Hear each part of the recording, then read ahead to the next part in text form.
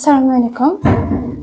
Bizga absolyut qora jism nurlanish energiyasi spektral zichligini topish uchun Planck formulasi o'z formulasini taklif qilgan Planck. Bu formula bizga ma'lum va bu formuladan hozir biz Rayleigh va Wien formulalarini keltirib chiqaramiz. Birinchi navbatda Planck formulasini yozib olishimiz kerak.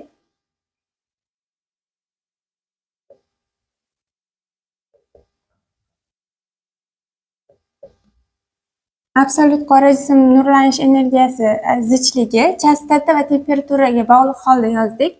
8pi h nu kub taqsim s ning kubi ko'paytirilgan 1 taqsim eksponenti h nu taqsim kt minus 1. Bizga bu ma'lum Planck formulasi. Endi bu formuladan Rayleigh va Wien formulalarini keltirib chiqarishimiz uchun ikkita shart qo'yishimiz kerak. Birinchi shartimiz h nu ni kt dan kichik deb olamiz. Ya'ni kichik chastotalar va katta yuqori temperatura uchun hisoblaganimizda Planck formulasini Rayleigh formulasi kelib chiqadi.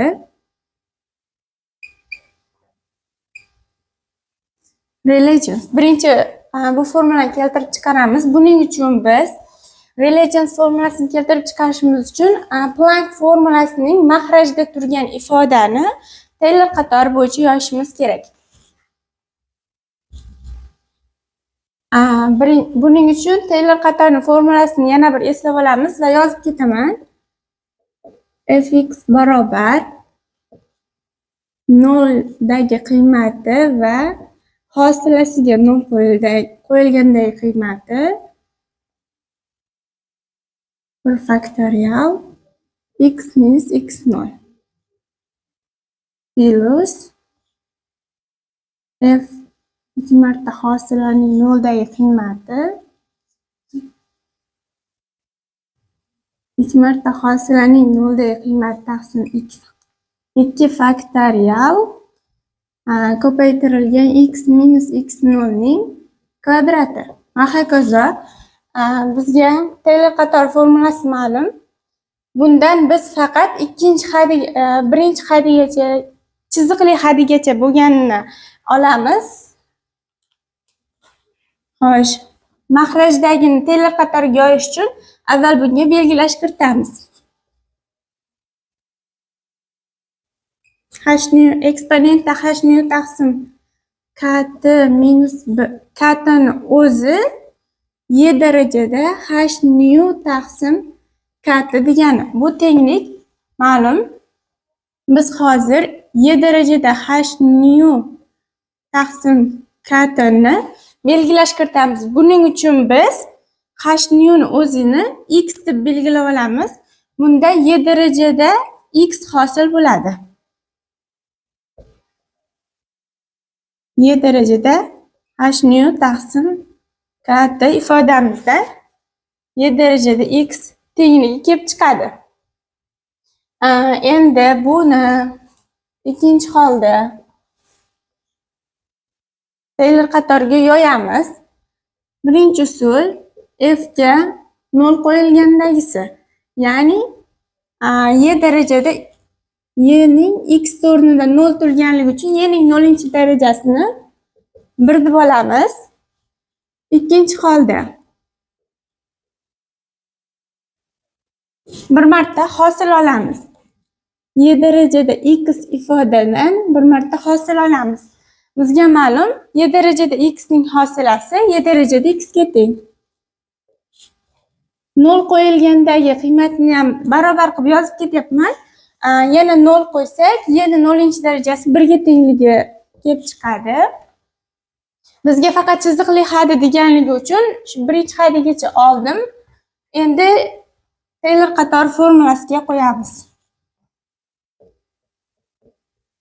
Fx barobar f0 ni o'rnida 1 turibdi va plus f hosila bir marta hosilasining o'rnida yana 1 turibdi. Taqsim 1 faktorial. Bizda 1 faktorial degani o'zi 1 ga teng. ko'paytirilgan x minus x0. X minus x0 ga 0 oldik va tenglikni bajaramiz. 1 plus ifoda 1, natija x. 1 plus x. Bizda 1 plus x chiqdi. Bu degani 1 plus x'imiz barobar y darajada x degani. Endi buni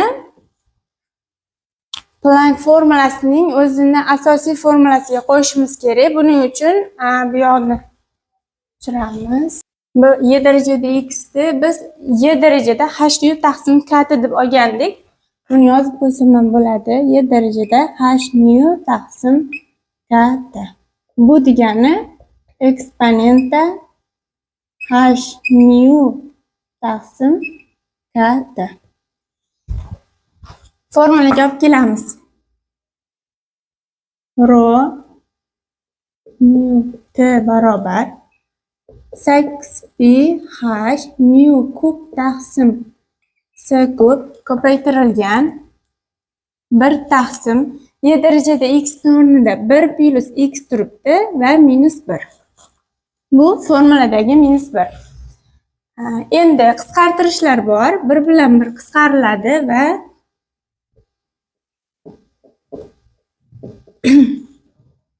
bu yoqda 1 taqsim x qoldi.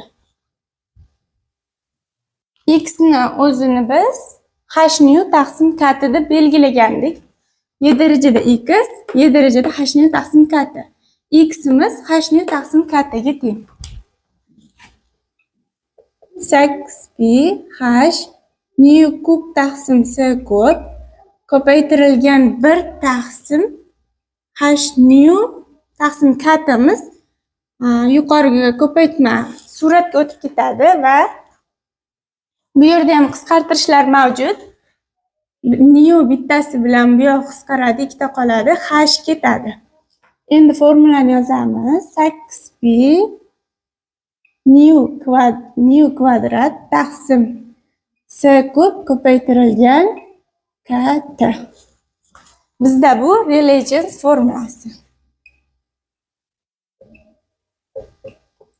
T barobar 8p nu kvadrat taqsim s kub ko'paytirilgan k.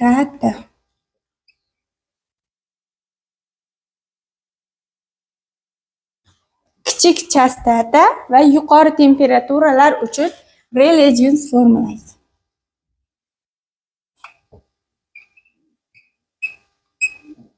Rayleigh formulasi.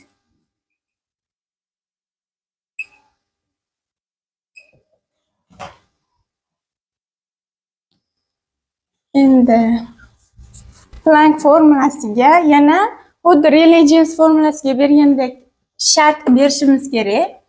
Bu shartimiz katta chastotalar va kichik temperaturalar uchun bo'ladi. Bizga bundan Wien formulasini keltirib chiqarishimiz uchun eksponentga yaqinlashishdan foydalanishimiz kerak. Eksponentga yaqinlashishining asosiy xususiyatlaridan bitta xususiyati bor. U o'sha darajasidagi son ortib ketgan sari, ya'ni bunda hozir chastota bor. Chastota yuqori bo'lsin deyapti. Yuqori bo'lgan sari eksponenta qiymati ham ortib ketadi. Eksponenta qiymati juda yuqori bo'lib ketgan holatda birda biz e'tiborga olmasak ham bo'ladi. Xuddi shu shartni qo'yib Wien formulasini keltirib chiqaramiz. Yana bunda ham belgilash kiritamiz. Eksponenta h nu taqsim k mizni y darajada h nu taqsim k deb oldik va buni y darajada x. Hozir yaqinlashishda bir tushuntirib ketaman. Bunda daraja yuqorilashgan sari eksponenta qiymati oshadi dedim. Y darajada x minus 1imiz shunda taxminiy y darajada x ning o'ziga teng bo'ladi. Birni qiymatini juda kichikligi uchun e'tiborga olmasdan tashlab ketsak bo'ladi.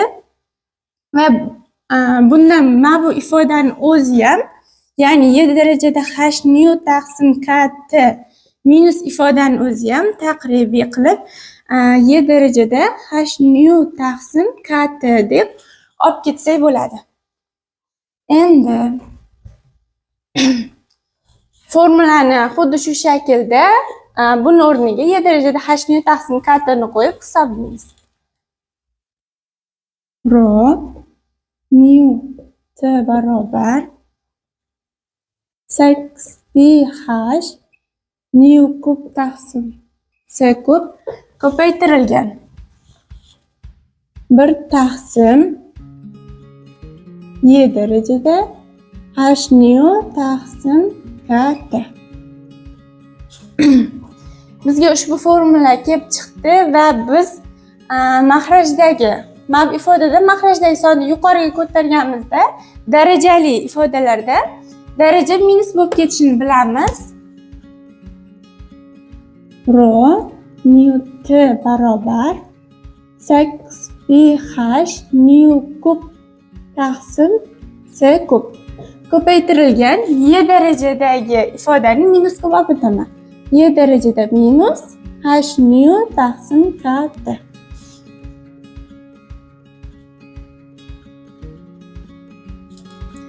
Bu formulamiz Wien formulasi deb ataladi.